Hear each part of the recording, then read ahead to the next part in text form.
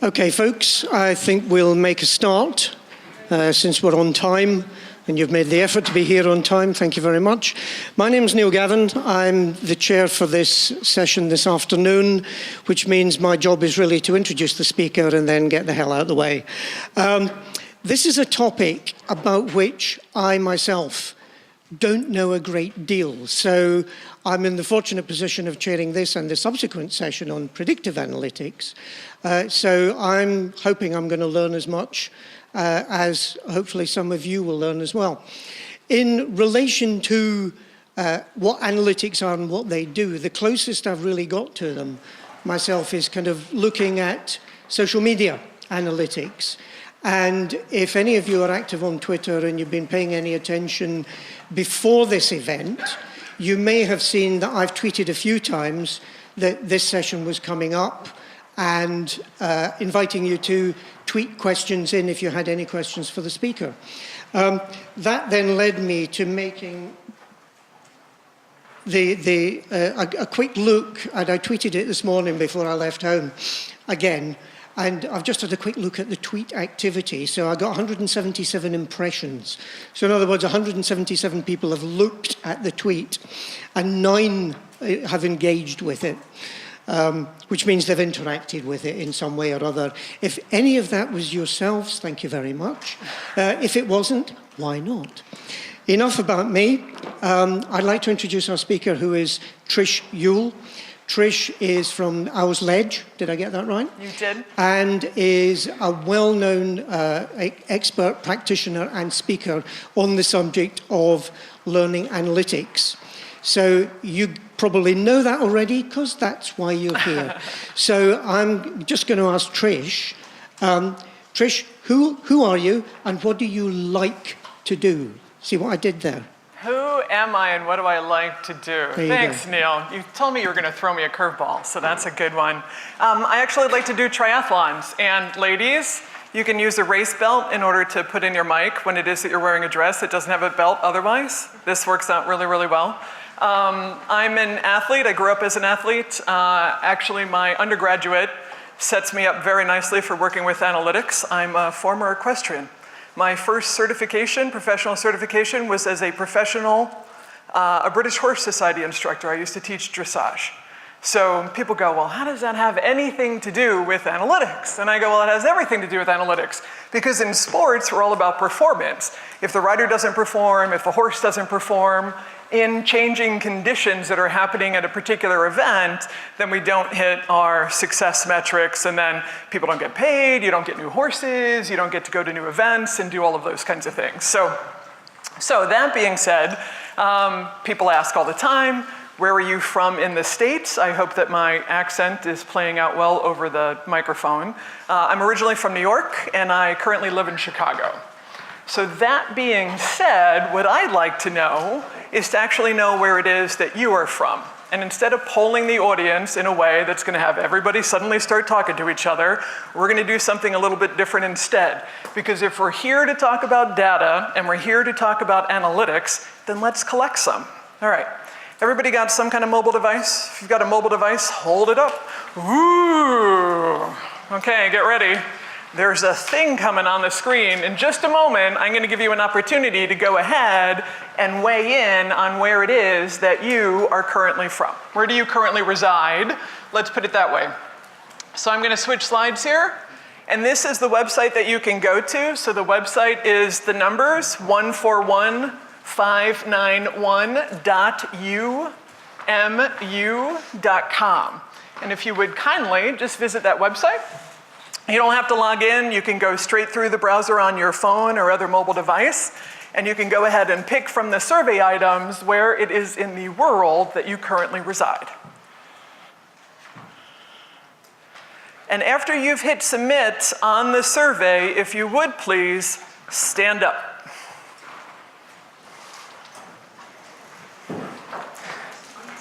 This will give you a faster exit out the door when you decide this session is not for you.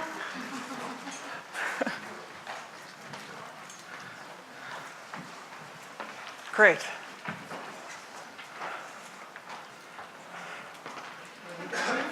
I'm sorry? We need a pin? You don't need, the pin would be the 141591. Yeah, if you don't go directly through. Fabulous. Okay. We'll do another 15 seconds here.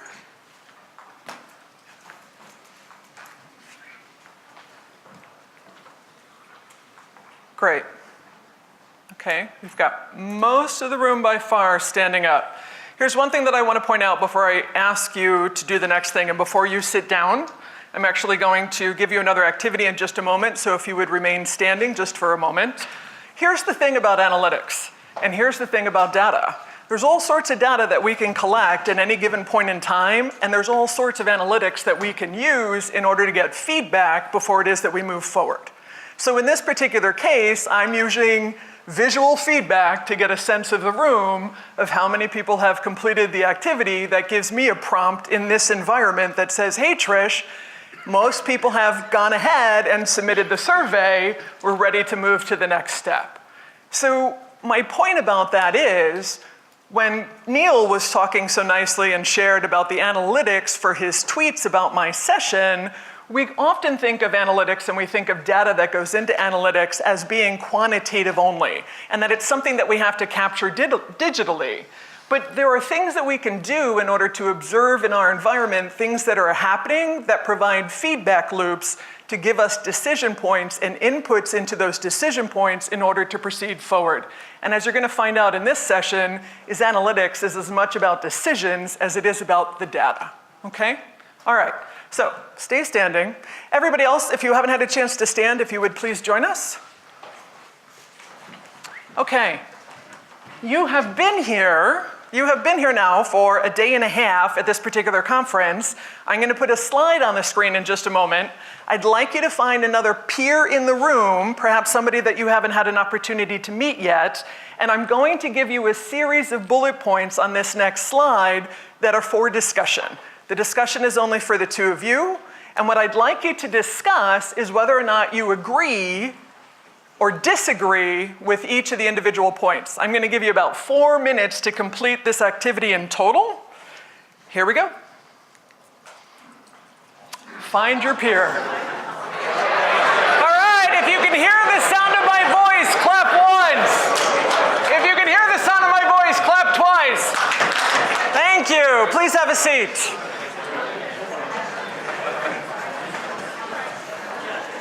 Okay, we talk a lot about business results. We talk a lot about business results and business benefits. What about the people?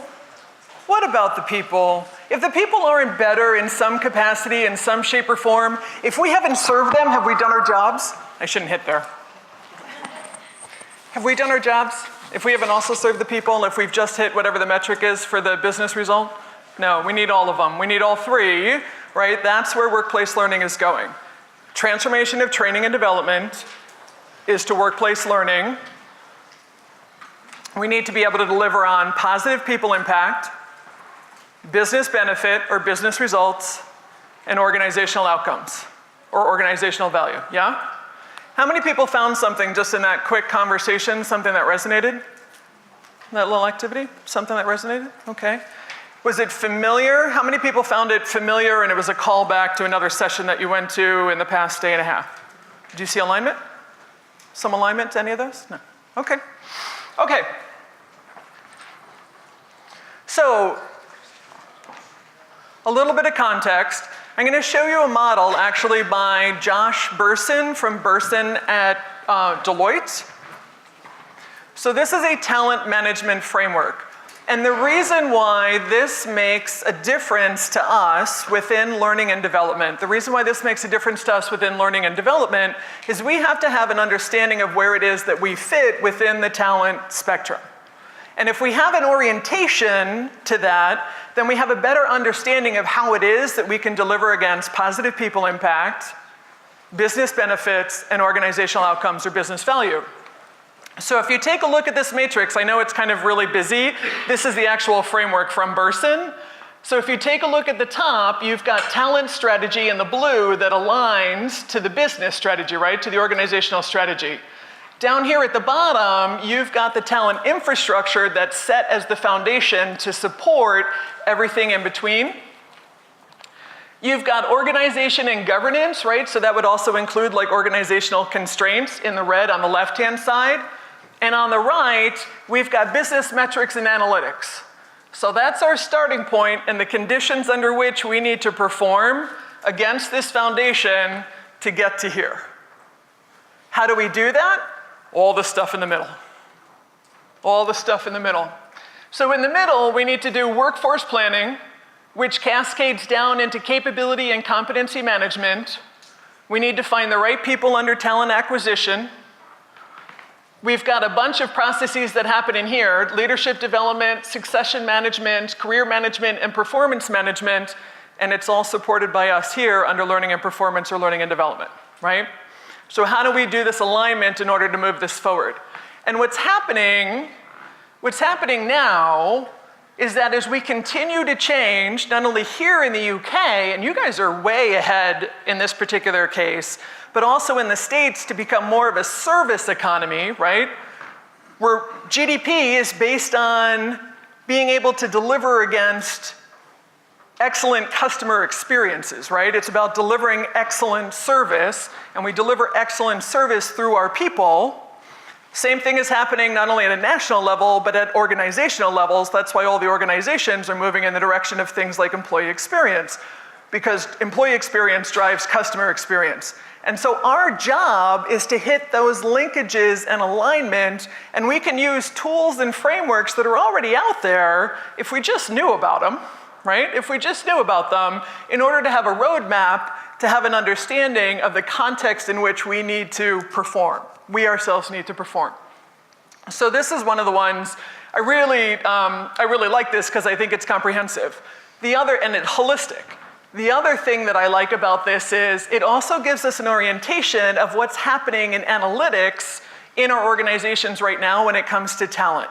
Most organizations right now around the world are not applying analytics to the learning function. Where are they applying analytics within the talent spectrum? And it's only, I want to say David Green from IBM, the last statistic I heard him quote was something about 10% of organizations right now, with 10,000 employees or more, are applying analytics within the talent function. That's growing rapidly. And the places that they're putting it is that they're doing it at the talent acquisition side and at the talent retention side. That's where analytics, for the most part, is happening within talent right now. Does anybody here, by show of hands, know of or are part of a talent analytics function within their organization? Okay. How about analytics coming into, or digital transformation coming into operations somewhere within the organization, outside of your realm of control? How many know it's coming? Okay, all right. Okay, so the question is, how do we take some of the same tools and the same methodologies that are happening with analytics, not only within the talent function, but in other domains, marketing, accounting, other areas of operations? How do we take that and apply it to what we're doing under learning and capability development? So, I'm going to show you. Okay, so what we need to do is to leverage analytics as a discipline in order to move the whole organization forward. And the challenge right now is, when we're talking about people, is that nothing's at a steady state. Nothing's at a steady state, it's constantly dynamic. So with this school of fish, what do I mean by that? With this school of fish, if I were to go ahead and actually swim towards these fish, they would change direction, right? And if somebody else were to swim towards the fish, or another larger fish were to come, they would change direction again. I love this visual because that's what workforce transformation is all about. We are constantly now taking our employee base, we're taking our workers, and we're constantly transforming them and moving them into different directions all the time. And it's as fast and as responsive, if you think about it, as somebody sticking a hand into a fish tank and watching the fish move immediately. And so we need to be able to respond in kind. And one of the people who's actually ahead of this right now just won a Nobel Prize in October. So this is Richard Thaler. I'm from Chicago. He's at the University of Chicago. Yay, Chicago! He just won a Nobel Prize for behavior economics in October of last year. And he came up with something that's called the nudge theory. And basically the nudge theory, and I know that there have been other sessions here talking about nudging, right? How do we nudge people forward? And the whole concept of being able to nudge people forward has to do with the way that we as humans make decisions and decide what it is that we're going to do next. And what happens is we have a tendency of not making big decisions in one foul swoop. We make little micro decisions that lead up to a bigger decision or ultimately another outcome. And sometimes we don't pick what's in our best interest. I'm sure there's a lot of parents in here that are not surprised by that statement. So Richard Thaler came up with the nudge theory. He's used it here in the UK. He's used it in the United States. He's used it primarily with government agencies around the world to actually help nudge a populace in a particular direction around a policy change for a government agency or some kind of issue at hand. So again, behavior economics. And behavior economics actually breaks down into 3 other disciplines. So behavior economics has to do with data science, decision science, and behavior science. And we're going to talk about all 3. And we're going to talk about how we can use all 3 to leverage what we're doing within learning and development. So how do we nudge people along? Okay.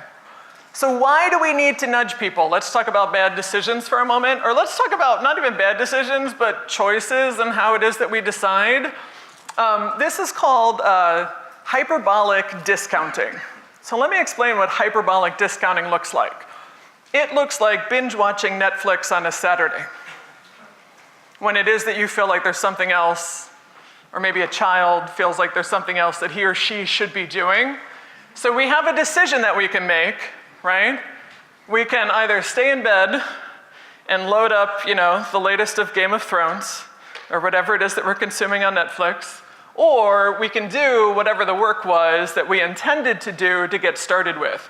We have a micro decision in that particular point in time. And I'm not being judgy about the Netflix binge, let me tell you, because I've had plenty of my own Saturdays and Sundays on that accord. But the point is, we make a decision, and hyperbolic discounting is what plays into that. So I shared with you that I'm a triathlete. I have an Olympic triathlon that's coming up in July. That's a big event. It's big. So I have to decide, when I look at my training plan on a regular basis, am I going to sit in my foyer on my stairs and lace up my sneakers and go for a run, or am I just going to walk back into the kitchen and go eat a cookie? Again, not being judgy. So, hyperbolic discounting says the whole idea of lacing up the sneakers, and that has something to do with being able to perform well at a triathlon that's months away, is a very abstract and fuzzy concept. The cookie, on the other hand, is really concrete. I know where the cookie is. I know what the cookie tastes like. I know what the cookie feels like when I pick it up out of the container, right? It's very real. And this is the problem with how it is that this is one of the issues that we have when we make decisions, is that we tend to make decisions when it's clear and concrete and we know the immediate result, versus when it's something that's that seems like far off and fuzzy and in the distance and kind of abstract, like prepping for a triathlon. So that's why sometimes our behavior, like New Year's resolutions, with our best intentions, really with our best intentions, and our hearts and our brains and our hands in the right places, sometimes in that moment we don't make the right choices. And our people in our workforces are doing the same thing. So the performance and the behavior that we want to get out of them isn't one big decision necessarily of somebody sitting at his or her desk or standing in his or her work environment with their arms folded saying, I'm just not going to perform.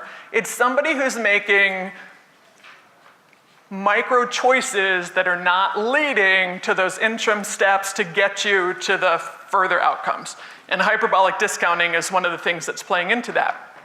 So how can we use analytics as a discipline in order to get ahead of that? And who Who's making business decisions based on individual behavior right now? These guys. An American knows about the Premier League, yay! So you have now statistics. They put this in real-time game statistics as the game is unfolding, so that your coaches on the sideline with their headsets are now using analytics to inform the players during the match on exactly what to do to change their behavior and ultimately their performance in order to drive the outcome of that particular game. They're making business decisions real time. Now, that's a bit different than statistics that we're normally used to, like player statistics, right? So when we look at player statistics, we're looking at what has happened, we're looking back, we're looking in the rear view, what has happened, and that can be informative, and there are things that we can do with those statistics in order to move it forward, but the difference between these two, and they're both statistics, we're using analytics in both cases, but in this case, this has already happened. We can't change the outcomes that happened with any of these particular players in order to change these statistics or the results that were ultimately delivered, but we can here. And that's what we need to do. So in learning, we need to figure out how it is that we can use analytics as a discipline in order to help inform people micro decisions so that they make choices that actually lead them on the path to behavior change, which gives us the performance at an individual level, at a workforce level, and ultimately at an organizational level. Okay? The other thing is, we can also look at analytics at different levels, right?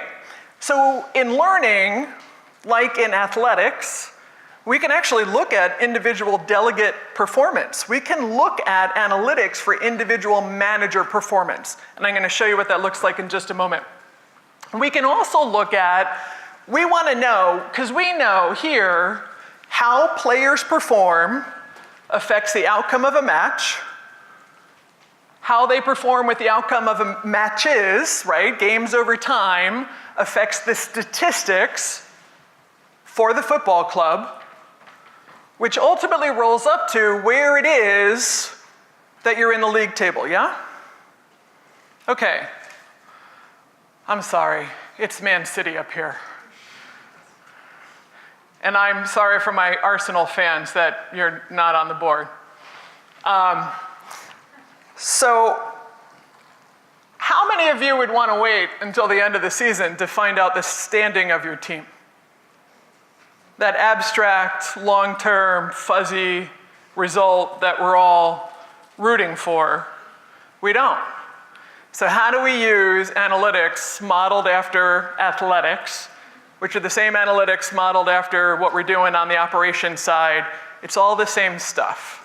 And what I'm trying to really communicate with that is that there are lots of models that are out there. The fact that we're taking models and methodologies and analytics and we're applying it to the learning function, and even though that's new, the models and the methods are mature. They've been around for a long time. We just have to know better how to use them. Because if we want to change how people work on the job, then the behavior change is the required output. And I would ask that instead of looking at what's happening on the job and looking at performance in an organization and looking at behavior change, instead of looking at it as learning professionals, we should be looking at it like engineers. And the reason being is because we're talking about systems. We're talking about dynamic systems. Our workplaces are dynamic systems, just like the field of play in the middle of a match or in the middle of a game.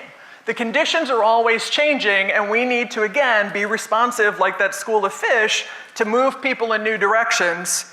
And we have a tendency in learning to over-optimize one part of the system rather than looking at the system as an end-to-end integrated whole. And we have a tendency of having an over-focus on the quality of the delivery and the design of the instruction. You know why? Because that's what we know how to do, and that's what we're really comfortable doing. And so when we look through the lens of learning or look through the lens of an instructional designer, and I'm not saying that those are bad words or that those are bad things. I come from a background of instructional design. I'm just saying that we need to shift our perspective to go to a higher level, to more of a meta context, and look at the whole system of a whole. So if our end game is to somehow use the tools that we have in our toolkit around the learning function, is to go ahead and drive behavior change as an output, right? Engineers look at systems and look at producing outputs. Then learning is part of the systematic process where we can leverage those feedback loops that I was talking about in order to measure, monitor, and manage as we go, so that we can make changes in that field of play. That way, if we can measure, monitor, and manage, then we have an understanding of what progress, are we on track or not, right? Are we proceeding down the field, or are we, being pushed back by the opposition? Trish, we have a question. I'm wondering where you get the idea from that we are focusing on the quality of the design, because that's, in my view, exactly what has been lacking in the field.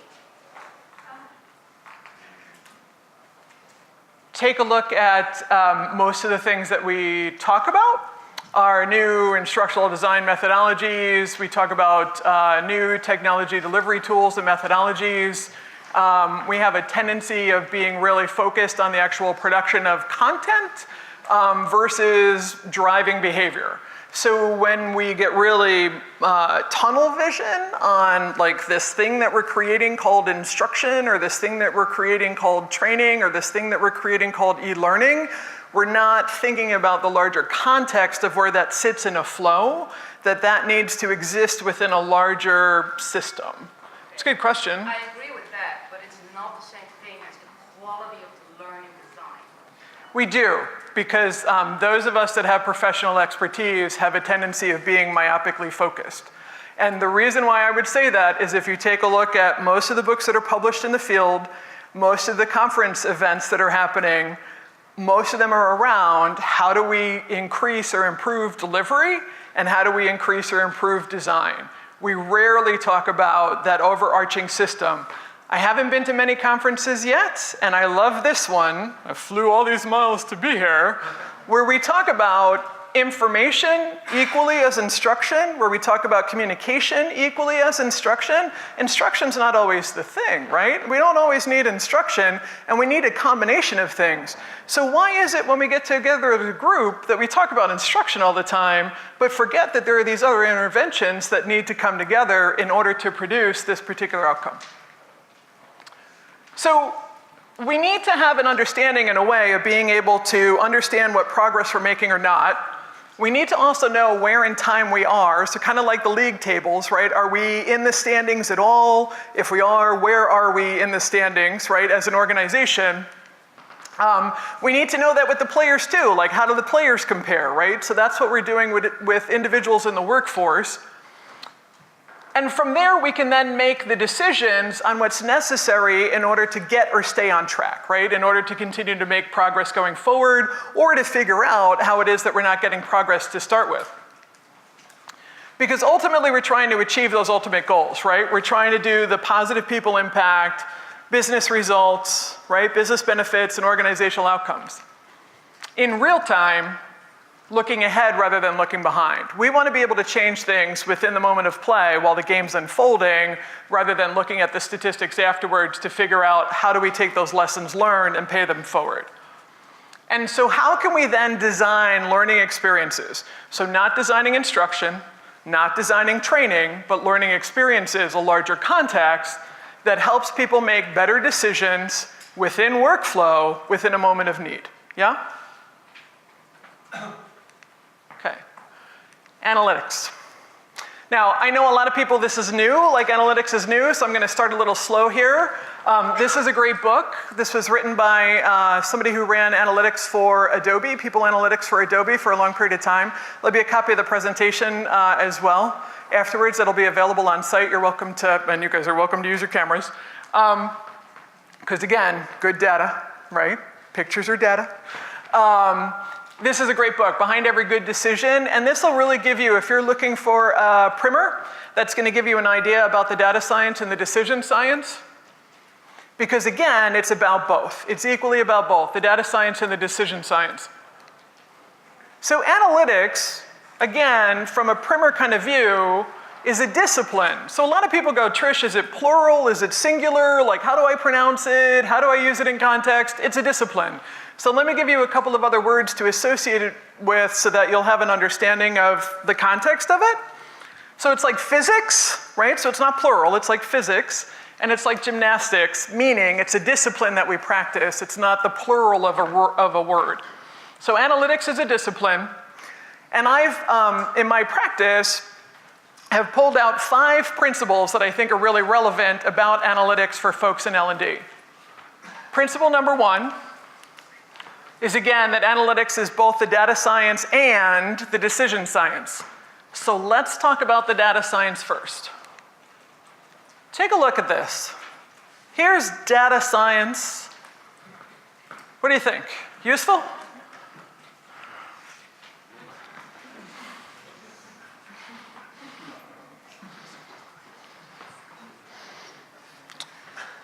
Where is it that they do the cheddar cheese? Isn't there like a big cheddar cheese festival here? It's bad. It would be a bad time for bed sheets, right? Okay. What do we think about that? As people, I mean, so we're people that usually wind up in this profession because people resonate with us. And when we look at charts and graphs and start thinking about numbers and statistical significance and correlation and that kind of stuff, do your eyes droop? Do you go, please, please, please don't hit me with that? But that's the data science. And we also know that sometimes there are some really bad statistics that are out there, right? Or maybe it's not bad statistics, maybe it's really good statistics, but it's really bad inferences about what those relationships between those two things are. And we're used to that not only as learning folks, but as consumers. We see that all the time when somebody's trying to hustle us in order to buy something, right? Or to persuade us to move, again, make a decision in a particular direction. So not all data science is bad, but here's what it is that I would like to say to you, my peers. This is not where we have to have our strengths and our strong suits. There are lots of people that you can hire that do data science and do statistics. You probably already have them in your organization if we walked out of our offices and went down the hall or called people on Skype, right, from our home offices. You probably already have access to the talent somewhere within the organization, people that can do the data science part of the equation, of the analytics. Now, if you're into that, there's lots of different ways of being able to study data science right now and even become a data scientist. Every academic institution on the planet right now, because we have a shortage globally. It's the #1 job shortage right now in the world, is on data scientists. But if that's not your bag, and it's probably not, that's okay, because Gartner says as of January of last year, that by 2020, 40% of the tasks that are done through data science is going to be automated. So if there's not a person that we can go to, there's probably a platform that we're going to be able to use, which is nice. How many people feel a little relieved that analytics, you don't have to do the math, right? Yay! Okay? You don't. So then where does that leave us? How do we contribute? How do we put ourselves within the value stream of analytics? Well, we can work with, again, people or platforms, meaning technology platforms that can help us do the data science side so we can focus on the decision side, right? We can focus on the decision side. And that could be around decision science from the standpoint of studying what it is, you know, how do people make decisions, all the way through to when people have a choice to be made, how do we help them leverage the choices and that information, that input, into a decision-making process. Doesn't that feel kind of more like our thing? Okay, here's how we do it. Here's another model by Burson by Deloitte. This is going to give you an idea about analytics from a maturity standpoint. So there's actually multiple levels of analytics within a particular discipline or a particular practice. Now there are lots of, let me give you a heads up, there are lots of maturity models out there for analytics. Again, I like this one because it matches up with the talent framework from Burson as well. but there are others that you can find. They have a lot of similarities. Some of them have some more levels, but let me just give you a basic understanding. So at the first level of analytics is something that we've been doing in analytics for actually quite some time, because operational reports that we're pulling for L&D are actually the first order of analytics. It's called descriptive analytics. Whenever you're compiling numbers and text together to put a report together about a program or something that's happening within the organizational function for learning, you're actually doing operational reporting, which is the first level of analytics. Yay! So we're actually already doing it. Descriptive analytics, though, is all about what has happened in the past.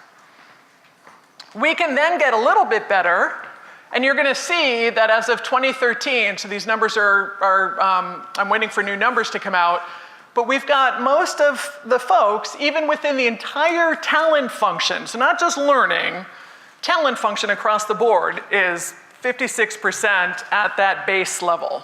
So you're not behind. We're not behind. The next up are proactive advanced reports, right? This is where we start taking a look at our own data and benchmarking it against other data. Perhaps extant data, like outside of the organization, but it just means that we're getting a little bit better about reporting. And when we're talking about reporting, again, those are low levels of analytics, but we're still talking about what has happened in the past. When you start getting, and we need to get better at these. And the reason being is because in getting better at these two levels alone automatically sets up the foundation for success to get into the higher order of the analytics within the maturity model. So what are we ultimately trying to get to?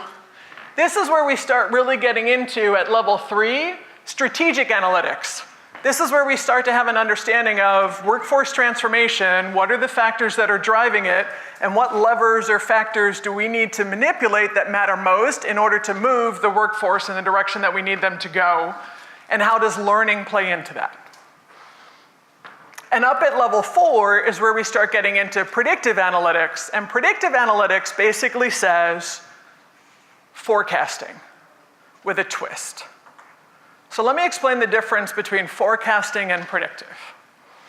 Forecasting is when we look into the future and we say it's going to rain tomorrow, and we all go, ugh. And we get our wellies, and we get our umbrellas, and we prepare for rain. Prediction means it's going to rain tomorrow, and we go, okay, I throw these seeds up into the sky, they affect the clouds, and it changes it to a sunny day. Forecasting means we look to the future, what most likely will happen, and we live with what it is that we see the outcome's going to be.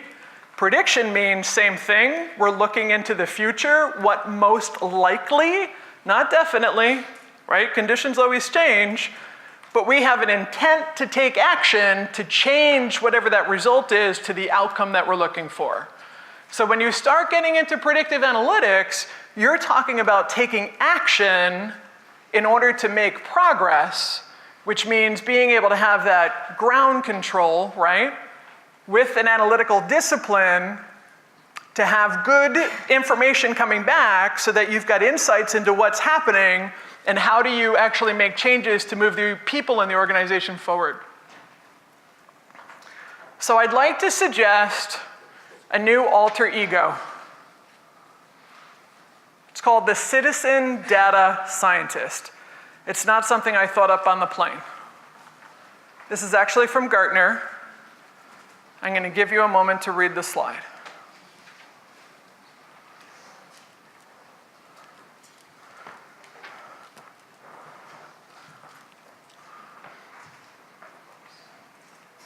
I'm not a math person. I hang out with them. I grew up with them. It's not my thing.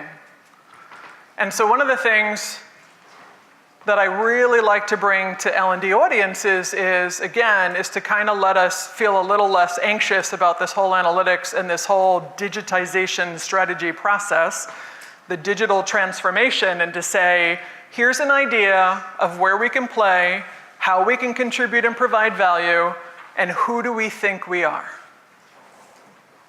How many people, does this make more sense than feeling like being a mathematician or a statistician? Does this feel a little bit more comfortable?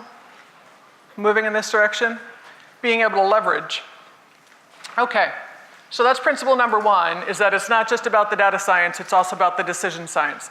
Principle number two is it's about the audience analysis as much as it is about the needs analysis. Here are some resources for you.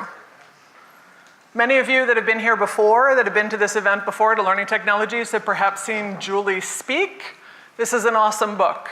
If you want to get really good at your game, at being able to take a look at shifting from just thinking about instruction and thinking about learning, and want to think about how it is that you can use learning and instruction within the greater context of behavior change, highly recommend Julie Dirkson's instructional design book on how to design for how people learn, which is all about being able to inspire behavior change. And it gets into more of this mix of different interventions. How do we use them in combination?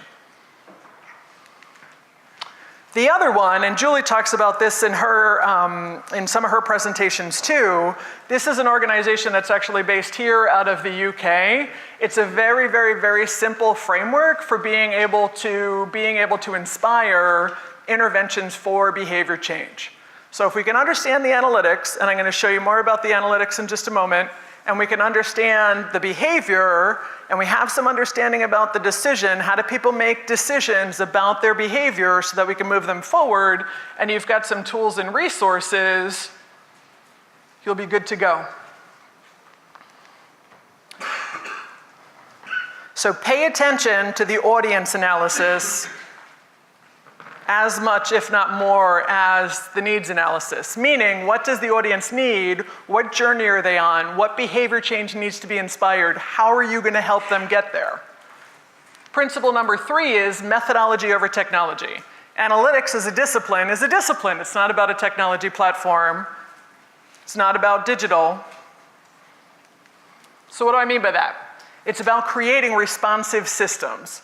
So like one of the things that we did right at the beginning of this particular session was, again, I used an indicator in the room by asking you to stand after you completed an activity to give me a visual that was going to help prompt me on making a decision that we could proceed forward. Don't overlook things that are happening in your environment that are going to give you input as a good feedback loop to help you understand if people are moving in the right directions or not. And sometimes those things are going to be captured as data, and sometimes those things are going to be captured by individuals, and sometimes it's going to be captured by things that are happening with machine learning or AI platforms or different data sets from different disparate technology platforms, and sometimes it's going to be input that we get from human beings. Okay? So we need to have those feedback loops in order to be able to get past that hyperbolic discounting, right? All of that, it's easier to stay with the concrete known stuff than to look at the fuzzy abstract stuff that's happening in the future, like those business metrics we're supposed to hit, like improving engagement or decreasing stress-related, absenteeism or improving performance, or this concept called leadership development. Those are fuzzy, fuzzy, fuzzy abstract concepts. How do we use feedback loops to make it concrete and feel like we're making progress and be able to measure progress as we go and change what's happening as we go as well? So here's a framework I created in order to do just that. It's called Learning Systems Engineering Framework. It's very simple for a reason, and it's meant to be looked at through the lens of an engineer rather than as a learning professional. And here's how it works. When we talk about when we talk about a system, we talk about inputs on the far end, what goes into the system. We talk about outputs on the back end, what comes out of a system.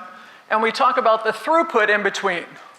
And when I talk about that we sometimes get overly focused on a particular component of the system rather than looking at it end to end, this is what I would challenge you to do, whether it's this framework or another, is to think about what are we putting in, what are we expecting to come out, and what happens in between in order to get the result or get the outputs that we want. So in this case, one of the things that we know from best practice is that communication up front prior to an instructional event, whether that instruction is delivered through instructor-led classroom, virtual instructor-led, mobile, VR, whatever the delivery modality is, regardless, if we haven't properly communicated expectations, both to our delegates that are gonna participate and to our frontline managers who are gonna lose their delegates off the floor, then that actually sabotages what happens in between, right? We know it as best practice. We know that it is that we need to have better inputs that go in prior to an instructional event, as one example. So I said, okay, there are 5 milestones at which we can measure, monitor, and manage.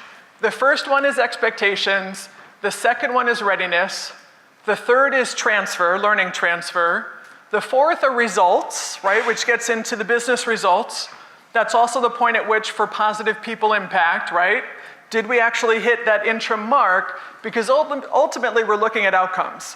So for example, results would be something like decreasing absenteeism.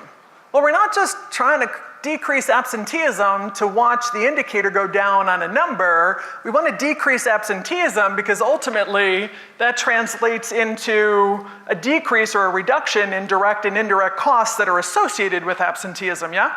So we want to go that next extra step. And we not only want to decrease absenteeism or use that as a result as one metric within a larger flow, we also want to do that because that actually has to do with people. How do we help our people be healthier, safer, well? Positive people impact, business benefit, organizational outcomes. These 5 different milestones give us a point not only to be able to measure, but to be able to measure forward.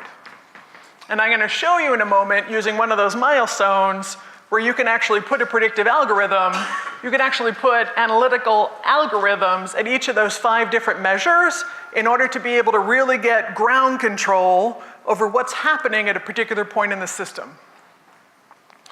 Down here at the bottom, each of the milestones has a specific action, so we need to confirm expectations, assess readiness, evaluate learning transfer, report results, and convert results into outcomes.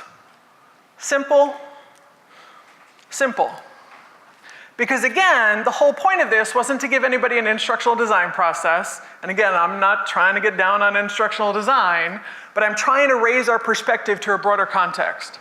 And I was trying to give everybody a framework that was really kind of simple to follow. So we can embed each of those different milestones with feedback loops in order to be able to say, are we on track yet? Are we on track yet? Are we moving up the league table? Are our players getting better or not? And what do we need to do about it? So methodology over technology. Principle number 4, leading versus lagging. Leading indicators versus lagging indicators. These operational reports are lagging indicators. They're what has happened. If I were going to drive from California to New York, and when I run out of gas in Pennsylvania, let me tell you, you're a long ways away from California if you're running out of gas in Pennsylvania. That's a good gas tank right there. We don't have those kinds of cars in the United States. Just saying. But if you were driving from California to New York, and you ran out of gas in Pennsylvania because you didn't have anything on the dashboard to tell you kind of like where you were and like what you had left in order to be able to continue forward, that's bad, right? Again, we want measures, but we want to be able to measure forward. Like we want to have, like now our cars even tell us, how many, based on how much gas is left in the tank, how many more miles or kilometers we might be able to go, yeah? So we want to be able to have leading indicators, what's going to help me make changes moving forward rather than just lagging indicators moving back. So how do we do that? Well, we can do that with advanced analytics. And so what I want to show you is just a quick example of applying predictive analytics actually to that transfer, to the learning transfer milestone. So if we have an instructional event, let's just make it super easy, like a workshop, right? How do we use predictive learning analytics, or just predictive analytics, to figure out which of the delegates most likely will or won't actually apply what they just learned back on the job? And how do we use a predictive algorithm in order to figure out which managers, most likely will or won't, actually support what their direct reports just learned back in the work environment? We'll also get out of the predictive model a little bit of information as to why, and then we can use that information to go engage with the frontline managers to engage them in the process and also support the delegates directly where appropriate. So we can use it as a way of a leading indicator in order to do short-term measures towards those long-term results. But in an opportunity, just like being able to change the game, being able to change what's happening on the field, those are leading indicators. How do we do it so that we can change going forward? Let me show you principle number 5, and then I'll show you an example. So principle number 5 is when you start getting into advanced analytics, when you start getting into that top of that maturity model, and you get into predictive, you move from generic to specific. And what I mean by that is you start looking at, if we talk about best practice, and we go back and we look at research on learning transfer as an example, we can go back to the studies by Mary Broad. We can go back to current research that's happening in the field right now on learning transfer, Mr. Will Thalheimer. But we look at best practice and we go, okay, that's great. There's like 500 things that we know we should be doing. What are the top 3 things I need to be doing right now, right here? Right? How do we go from generic, overall best practice, what's gonna work for us with these people to do these things right now in this environment to move forward? So predictive, when you get into advanced analytics, it moves you from generic to specific. So here's an idea of specific applied to individual delegates. Now this is the way that this works. So this is actual data that's from a water utility company here in England. I actually worked with water utility getting ready for deregulation that happened with non-household for the water utility market here in the UK in April. And so they knew back in 2014, in the year 2014, that deregulation was going to happen. And they knew as a water utility that they were moving from monopoly to suddenly into a competitive marketplace. That's a whole different ballgame, and your workforce needs to perform in a whole different way. And what they were doing was the workplace had gotten to be really stressful. And that was even before the deregulation had been announced. And so they had been offering workshops on resilience, on how do you develop your personal resilience, your coping skills. And they had a moment when the deregulation got announced that it was going to be happening in the future. So happening in the future meant they knew in 2014 that it was going to be happening in 2017, and they knew that they had to really move the workforce forward. They knew that was going to inspire a lot of change on a work environment that was already pretty complex and volatile, right? So they already knew that their people were experiencing stress, and they were already offering the resilience. What they wanted to know was it working. And they needed to know, not 3 years later and doing an impact study looking back, they needed to know, are we on track? Are we going to have it together for being able to meet the needs of deregulation in April of 2017? So what we did was we put a predictive model in at the point of learning transfer that happened after it is that people exited the resilience workshop. Now, it wasn't just a one-day workshop in isolation. There was a whole bunch of pre-work that happened before people actually came into the classroom, and a whole bunch of things that happened afterwards. What we wanted to know was how do we help individuals, and how do we help segments to move forward? So in this case, what you're looking at are learner application index scores that are an output of the predictive model. And basically what it's saying is, we've got the green folks who are rocking it. They're gonna exit that instructional event, they're gonna go ahead and apply what it is back on the job, they're gonna have that behavior change, we're gonna have success. We've got the folks at the back of the bell curve in the red, there is no way on God's earth that they're gonna apply any of it. And we know this is happening, we just don't know who it's happening to. The folks in the middle in the yellow, we know with their learner application index scores that they most likely are going to try to apply what they learned for a short period of time after they exit that instructional event and then give up because there's something happening either within them or outside of them that's shutting down that behavior change. And so each of these represents a cluster, each column represents a cluster of delegates, you can see going up, that are rallied around a particular learner application index score.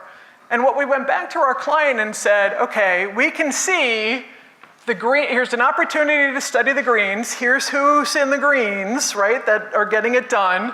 What can we do in order to model what's happening here? The reds, we're just gonna let them sort themselves out. Because the biggest yield is if we can move part of the middle. So if we focus our efforts as L&D, right, with laser focus, with our limited resources and our constraints around time and money and all the rest, if we can focus on just making some percentage of the yellows that much more like the greens, we're gonna get a whole bunch of organizational success. And so what we did was we put together different intervention treatments that were applied to the 3 different groups. The number one thing that actually improved the yellows, if we only knew who they were and what they needed, job aid. It was a better job aid. The job aid that they were getting to help them with performance support after the instructional event wasn't meeting their needs to be able to apply the resilience back on the job. That's a low fidelity, low cost intervention to create. It's not instruction. It's information, right? Performance support tool. And that actually gave us gains moving forward. The other thing that you can do with this is you can take a look at the individuals that fall into the red.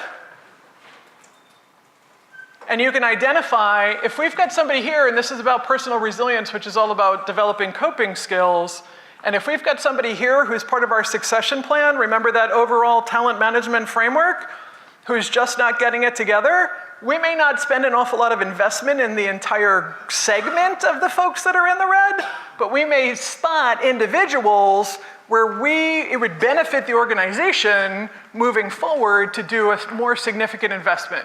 Maybe there's somebody here who's struggling who would benefit from one-on-one coaching, as an example, which is costly, right, and labor intensive, if we knew who to apply that to, because we can't offer that to everybody. Does this make sense? Okay. Hi. So then the other thing is managers. We know that we know the number one thing in learning transfer, right? How do they take what they learned and apply it back on the job? Has everything to do with the managers. Okay, well great. What's happening with our managers when they're shutting it down? Are they being willfully neglectful? Are they being willfully, resistant? Or did we as L&D not communicate to them? You can actually use predictive models right there at that milestone of learning transfer to figure out as a leading indicator what would help the managers if you only know who they are. So that's the other thing that we got out of the predictive model was not only the manager scores, and you'll see our managers in blue are doing pretty well, our managers in red not so well. There's not a lot of learning transfer happening with their direct reports. We were also able to show a statistical significant, we showed correlation between the manager scores and the learner application index scores, that the managers were having impact on their individual delegates. And then you can see here in a particular segment, this isn't all of the population, this is just a slice of the data, but this is how many people each individual manager was impacting. If you walk into an executive's office and you say, I've got the data, here's the methodology that we used in order to get it. Here are the resources I need in order to do these specific things to inspire this behavior change that's going to get us or keep us on track to move the organization forward or move this particular population forward. You now are equipped with a similar data as any other operational function within the organization because they're doing forecasting and prediction too. And this puts L&D right on par. So how do you get started on this? You buy Will's book. Now, you're welcome. Now, Will had no idea that I was going to say that, and Will and I have been colleagues for a really long period of time. And the reason why I'm saying this, he really has had no idea that I was going to say this. The reason why Will's book matters is because there's really, at the end of the day, and I'm going to say something that Will's going to argue with me after the session about, there's nothing wrong with level 1 evaluation forms if you use them right. There's nothing wrong with the tool. We can get a lot of really good data out of it. That predictive model that I showed you, the input into that predictive model was all based on optimization initially from a level 1 evaluation form that had optimized, research-based, evidence-based items specific to what we were trying to learn at that particular point in time in learning transfer. Now, how do you do that? And how do you take Will's book and translate it into that? Well, start here, right, and get better at what are the factors that even go into a particular point in time. Could be learning transfer, could be expectations, it could be readiness. And once you get better at that, then you can work with data scientists who can help you model the data in a way to create predictive algorithms that you can use at your organization. Okay? And it's a have, build, or buy question. We're starting to get platforms and we're starting to get algorithmic models that are available for purchase if you don't want to grow your own. And if you're interested in having more information about that, you're welcome to contact me. Contact information is at the back of the deck. I'm pretty easy to find. I'm all over the LinkedIn. I'm on the Twitter. I'm all over the place as far as that's concerned. So last couple of things. I hope I've given you, how many people feel like they got a resource out of here, at least one of the references that would be helpful moving forward? Yeah? Good? 9 areas outside of L&D to start paying attention to. I call them the 9 C's. Consultation, collaboration, communication. How do we get better at these? Communication. Don Taylor's report, right? Towards maturity report. Number 1 area that we are not doing well in as an industry in learning and development is communication. And part of that communication is just even being able to communicate who we are, what we do, and why what we do matters and offers value. Challenge, choice, consequence, courage, have the courage, be creative, take a look at the contribution, 5 steps to get you there, pick a direction, strategize your actions. What are you going to do with all the cool stuff that you got at the conference this week? How are you going to use it to upgrade your skills? In order to have good behavior, you got to hack your environment, right? So I got to have the sneakers by the door and maybe not even bring the cookies home for that triathlon, right? Optimize your environment by hacking your environment and master your psychology. Thanks, everybody. Enjoy the conference.